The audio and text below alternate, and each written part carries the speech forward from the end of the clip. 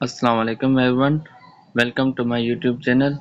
आज हम डिस्कस करेंगे बनो काबिल 4.0 के एंट्री टेस्ट के एमसीक्यूज क्यूज जितने भी आ चुके हैं कंप्यूटर के और इंग्लिश के। कंप्यूटर के हमें पता है टेस्ट पैटर्न में तो उसके 40% आते हैं। अगर 50 नंबर का टेस्ट है तो उसमें 20 जो क्वेश्चंस होंगे वो कंप्यूटर के होंगे। उसके बाद इंग्लिश के एमसीक्यूज 10% मतलब 6 या 7 एमसीक्यूज इंग्लिश के होंगे और ये क्वांटिटी एक दो ऊपर नीचे होती है, हर किसी का पेपर अलग ही होता है। और इन क्वेश्चंस को आप कवर करेंगे तो इंशाल्लाह आपका 70% क्लियर हो जाएगा। और चैनल को ज़रूर सब्सक्राइब कीजिएगा ताकि हमारी नई आने वाली वीडियोस आप तक पहुंचती रहे। तो वीडियो स्टार्ट करते हैं, पहले इंग्लिश के करते हैं। इंग्लिश के प्रेजेंट सिंपल टेंस का एक लाजमी एक क्वेश्चन आता है, he dash to school every day. हमें पता है अगर प्रेजेंट सिंपल में कोई भी रिपीटेड एक्शन है तो अगर वहाँ सिंगुलर नाउन है तो वहाँ हम वर्ब के साथ एस और ईएस लगाते हैं। अगर सिंगुलर नहीं है प्लूरल है तो हम सिंपली एस और ईएस नहीं लगाएंगे, वर्ब का फर्स्ट फॉर्म लगाएंगे। हमें कैसे पता चला ये प्रेजेंट सिंपल है? तो यहाँ पे एवरी डे लिखा हुआ है, मतलब ये रिपीटेड एक्शन है, तो इसके साथ हम सिंपली गोज लगाएंगे। He goes to school everyday. अगर दे आता तो हम सिंपली गो लगाते। उसके बाद एक प्रेपोजिशन का भी आता है, तो he is good dash mathematics. अब स्टूडेंट्स तकरीबन ये मिस्टेक्स करते हैं कि he is good in mathematics, जिस तरह हम नॉर्मल इंग्लिश बोलते हैं। तो अगर कोई क्वालिटी है वो अच्छी क्वालिटी है तो हम इंग्लिश में उसके एड लगाएंगे, he is good at mathematics, he is good at science. कोई भी फील्ड दी हुई है अगर वहाँ पे पहले गुड आ रहा है तो सिंपली हम उस एड लगाएंगे। उसके बाद आता है एक एमसीक्यूज, इसका भी आता है। 3-4 एमसीक्यूज आपको सेंटेंस दिए होंगे और उनमें से एक करेक्ट होगा, 3 रॉन्ग होंगे। अभी अगर आपको सेंटेंस स्ट्रक्चर मालूम है तो आप वो आसानी से कर सकते हैं और टेस्ट इतना मुश्किल नहीं होता है। एक मैट्रिक पास जो होता है ना वो एक आराम से निकल जाती है। उसके बाद है test I is a boy. हमें पता है आई के साथ इज नहीं लगता और ही के साथ एम नहीं लगता, आई एम अ बॉय। ये करेक्ट सेंटेंस स्ट्रक्चर है क्योंकि यहाँ पे आई के साथ एम लगा हुआ है। अगर यहाँ पे ही सेकंड को देखें तो ही इज अ बॉय होगा। उसके बाद क्वेश्चन 4 है, ये एडजेक्टिव का भी एक लाजमन टेस्ट में आता है। Ali is dash than Iqbal. अगर कोई एक चीज़ दी हुई है तो उसमें हम एडजेक्टिव की डिग्री लगाएंगे पॉजिटिव, अली इज टाल। अगर दो चीज़ों में कंपैरिजन है तो हम उसमें आर का इजाफा करके Ali is taller than Iqbal. अगर 3 चीज़ों का दिया हुआ है तो हम लगाएंगे टालेस्ट, टी का वो करेंगे, इजाफा करेंगे। अगर यहाँ पे होता Ali is tallest boy in the class, अगर क्लास होता 2 से ज़्यादा क्वांटिटी होती तो टालर। और अब मोर नहीं लगाएंगे क्योंकि टालर ऑलरेडी एक कंपैरेटिव डिग्री में है तो फिर उसको हम करेंगे तो ये रॉन्ग हो जाएगा। और दूसरा dash is a cat singular noun है तो उसके साथ दिस और डेट लगता है, तो दीज और दोज जो होते हैं वो प्लूरल नाउन के साथ लगते हैं, तो इसमें लगेगा दिस इज अ बॉय। फिर 6 है, I am waiting dash 5 hours. Since और फार का यूज भी एक लाजमी आप कर ले। फार अगर कोई भी आपको क्वांटिटी दी हुई है टाइम की, जिस तरह 5-6 कोई भी टाइम दिया हुआ कि इतने घंटों से इतने सालों से यहाँ काम कर रहा है तो वहाँ पे सिंपली फार लगेगा। सिंस तब लगेगा कोई टाइम पॉइंट आउट उसकी तरफ इशारा किया हुआ कि ये सुबह से बैठ रहा है या शाम से या इस महीने से या फला दिन से, तो वहाँ पे हम सिंपली सिंस लगाएंगे। तो यहाँ पे 6 के साथ आई एम वेटिंग फॉर, अगर यहाँ पे क्वांटिटी दी हुई 5 तो यहाँ पे फॉर लगेगा। और यहाँ पे 7 में होगा he is working in office. यहाँ पे साल दिया हुआ है लेकिन एग्जैक्ट टाइम नहीं दिया हुआ कि यहाँ पे काम कर दिया छोड़ दिया, ये दिया है कि यहाँ से कर रहा है, तो एक मतलब टाइम को पॉइंट आउट कर रहा है तो हम सिंस लगाएंगे। उसके बाद 8 में है Ahmed is bad dash English. अब यहाँ पे एट नहीं होगा, जिस तरह हमने पीछे लगा good at mathematics, good at English. यहाँ पे अगर बैड दिया हुआ है, अगर मतलब बैड क्वालिटी है तो हम सिंपल इसके साथ इन लगाएंगे। इन और एट का मतलब थोड़ा सा डिफरेंस है, उसको आप लाजमी कवर किया, ये माइनर मिस्टेक्स होती है, एक मार्क पे चली जा सकती है आपकी। तो इसमें होगा Ahmed is bad in English. उसके बाद कंप्यूटर साइंस के आप 40% एमसीक्यूज हैं। अगर आप कंप्यूटर के और किसी और सब्जेक्ट के 2-3 सब्जेक्ट को अगर लाजमी कर ले तो आपका टेस्ट भी क्लियर हो जाएगा। कंप्यूटर के 40% सबसे ज़्यादा, जनरल साइंस, मैथमेटिक्स, इंग्लिश में, जीके में सबसे ज़्यादा कंप्यूटर साइंस के एमसीक्यूज आते हैं इसमें। तो इसमें और एब्रीवेशन जो हम शॉर्टकट कीज कहते हैं, जिसको शॉर्टकट मतलब कंप्यूटर में जो चीज़ें इस्तेमाल होती है उसके 40 या 50% उसके ही होते हैं, तो ये आप लाजमन कर लीजिएगा। इसमें सीपीयू स्टैंड्स फॉर, सीपीयू का हमें पता है सेंट्रल प्रोसेसिंग यूनिट, और दूसरा है what is main work of CPU. अभी सीपीयू का मेन वर्क क्या है? रीडिंग, रिसीविंग, ये भी सीपीयू ही काम करता है। लेकिन शो ये रीडिंग जिस तरह हम करते हैं तो वो मॉनिटर के थ्रू करते हैं। तो इसको हम प्रोसेसिंग डेटा, जो डेटा सारी चीज हम उसको एक आउटपुट में दे रहे हैं और वो इनपुट में मतलब शो कर रहा है, तो फिर उसको हम कहेंगे प्रोसेसिंग डेटा। और हमें पता है कि मेमोरी के दो किस्म है, रैम और रोम। इसका भी मतलब लाजमन आप दोनों याद कर लीजिएगा। रैम का है रैंडम एक्सेस मेमोरी और रोम का है रीड ओनली मेमोरी। और यूआरएल एक एप्लीकेशन है, मोबाइल में भी इस्तेमाल होती है, लैपटॉप में भी होती है, कंप्यूटर में भी। तो उसका फुल फॉर्म है यूनिवर्स रिसोर्स लोकेटर।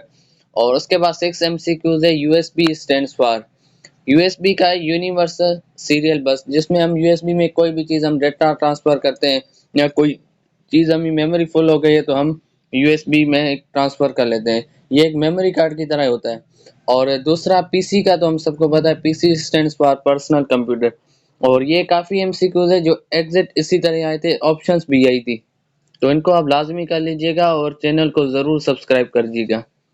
उसके बाद एमएस, जिस तरह हमें पता है MS word, MS office, MS power point. तो एमएस का फुल फॉर्म है माइक्रोसॉफ्ट। और दूसरा एमसीक्यू है व्हिच इज माइक्रोसॉफ्ट। इनमें से एमएस कौन सा है? Word, Office, Excel, PowerPoint, जितने भी है ये एमएस है। तो इनमें तीन जो ऑप्शन दिए हैं वो भी सारे एमएस है, तो फिर हम उसको ऑल करेंगे। और दूसरा है dash is used to visualize screen.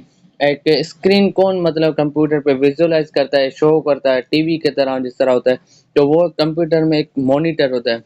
और अगर हम कोई भी एप्लीकेशन लिखते हैं तो वहाँ पे वेबसाइट के लिए www डॉट हम लाजमी लिखते हैं, तो उस www का फुल फॉर्म है वर्ल्ड वाइड वेब। उसके बाद दूसरा एमसीक्यू है which is web browser. Web browser हम मोबाइल में, कंप्यूटर में, लैपटॉप में भी इस्तेमाल करते हैं। तो एक्सेल और वर्ड तो हमें पता है वो माइक्रोसॉफ्ट है, तो इनमें से क्रोम जो है वो राइट ऑप्शन है। दूसरा है title bar in MS Excel shows the. Title bar जो ऊपर टूल्स हमें दिए होते हैं कि उसका सारे जो दिए होते हैं ना उसको वो क्या शो करते हैं एमएस एक्सेल में, तो वो वर्कशीट शो करते हैं।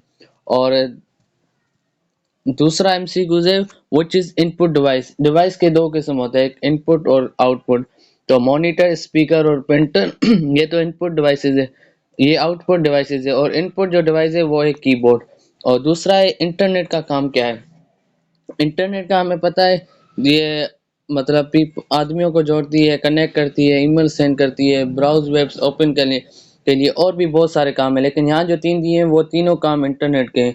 तो सिंपली इस पे हम ऑल पे क्लिक करेंगे। उसके बाद है which device is used to store permanent data. हम परमानेंटली किसी चीज में वो शो करते हैं तो वो होता है हार्ड डिस्क। हार्ड डिस्क से हम दूसरा भी एक एमसीक्यू ऐड करना भूल गया, वो है CD. CD stands for compact disc, ये भी आप लाजमी कर लेना। और उसके बाद दूसरा एमसीक्यू है डैश इज प्रोग्रामिंग लैंग्वेज। इनमें से प्रोग्रामिंग लैंग्वेज कौन सी है? सी प्लस प्लस है, जावा स्क्रिप्ट है, पाइथन है। ये और तीनों लैंग्वेजेस है वो एक प्रोग्रामिंग लैंग्वेज है, तो इनमें से डी जो है ऑल ऑफ दीज होगा। दूसरे बाद है H double T P stands for, ये हाइपर टेक्स्ट ट्रांसफर प्रोटोकॉल का फुल फॉर्म है और ये एमसीक्यू मेरी टेस्ट में आया था। दूसरा है what is full form of wifi. Wifi का फुल फॉर्म क्या है? इसका है वायरलेस फिडेलिटी। और उसके बाद कंप्यूटर के शॉर्टकट कीज का तो आपको पता होगा कितनी, एमएस एक्सेल में, वर्ड में, ऑफिस में, जितने भी आप काम करेंगे तो ये शॉर्टकट कीज आपको लाजमन याद करनी होगी। और इनमें से ये सारी देख लेना एक बार, और जो जिसको मैंने टिक किया है वो बनो काबिल में तकरीबन आती है और अभी भी आने वाली होंगी। तो इसको हम करेंगे कंट्रोल प्लस एल। ए जो है वो कोई भी चीज़ हम सिंपली एक लाइन एक्सेल में वो करते हैं तो हम माउस से करते हैं, लेकिन अगर हमको पूरा पेज करना है तो हम उसको सिलेक्ट ऑल करेंगे। और किसी भी लाइन को हमने बोल्ड करना है, जिस तरह कोई टाइटल है, कोई कॉलेज का नाम है, सेंटर का, तो हम उसको बोल्ड करते हैं तो उसका है कंट्रोल प्लस बी। और अगर किसी चीज़ को हमने कॉपी करना है तो फिर कंट्रोल प्लस सी लगता है। और फिर अगर किसी चीज़ का फ़ॉन्ट चेंज करना है या फ़ॉन्ट वही रहना है तो हम कंट्रोल प्लस डी। और अगर किसी चीज़ को हमने सेंटर में करना है तो कंट्रोल प्लस ई। फिर किसी भी चीज़ को हमने फाइंड करना है, सर्च करना है, तो कंट्रोल प्लस एफ करेंगे, फिर नंबर डायल करेंगे, वो चीज़ आ जाए। और कंट्रोल प्लस जी के साथ हम डायरेक्ट गो टू लगा सकते हैं। अगर एक पेज पे हम गो टू पे क्लिक करके या फिर कंट्रोल प्लस जी दबा के नंबर डायल करेंगे तो डायरेक्ट वहीं पहुंच जाएंगे। कंट्रोल प्लस आई इटैलिक, कोई भी हम राइटिंग ट्रेडी करना चाहते हैं तो अगर कोई चीज़ हम जस्टिफाई करना चाह रहे हैं तो कंट्रोल प्लस जी। और अगर उसको हाइपर लिंक करना है तो फिर कंट्रोल प्लस एक।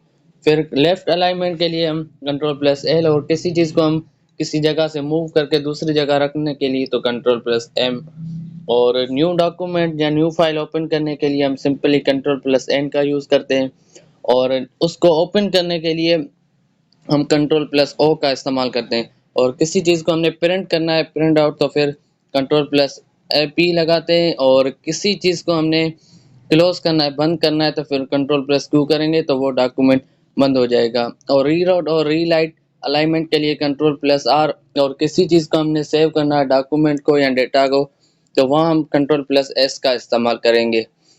और किसी चीज़ को हमने अंडरलाइन करना है, जिस तरह कोई हमने सेंटेंस लिखा है, पास सर्टिफिकेट या कुछ ऐसा, उसको हमने सिंपली अंडरलाइन करना है तो हम Ctrl+U का इस्तेमाल करेंगे। और कोई चीज़ हमने कॉपी की है या मूव किया है या कट किया है और किसी चीज़ को हमने पेस्ट करना है तो फिर हम सिंपली Ctrl+V लगाएंगे तो वही चीज़ आ जाएगी। और किसी चीज़ को हमने कट करने के लिए, मतलब मूव करने के लिए, एक कॉपी होता है, एक मतलब वहाँ भी चीज़ होगी और हमारे पास भी आ जाएगी, लेकिन कट का ये होता है कि वहाँ से चीज़ मूव हो जाएगी और सिर्फ आपकी मतलब वहाँ पे कॉपी हो जाएगी। और दूसरा है Ctrl+Y के साथ रेड होता है और Ctrl+Z के साथ अंडू होता है। अगर कोई भी चीज़ हमसे बैक स्पेस हो गई और हम वापस देना चाह रहे हैं तो सिंपली हम Ctrl+Z का इस्तेमाल करके वो चीज़ वापसी कर सकते हैं। उम्मीद है ये आपको वीडियो पसंद आई होगी। अगर कोई भी मिस्टेक है तो माज़रत, और कोई भी क्वेरी है या हमसे गलती हो गई तो आप कमेंट सेक्शन में पूछ सकते हैं। वीडियो को लाइक कीजिएगा, चैनल को सब्सक्राइब कीजिएगा, और जो हमारी छोटी-छोटी गलती हैं वो एक लो रिसोर्सेज़ की वजह से, तो आप इनको इग्नोर करिएगा। थैंक यू, अल्लाह हाफ़िज़, अपना ख्याल रखिएगा।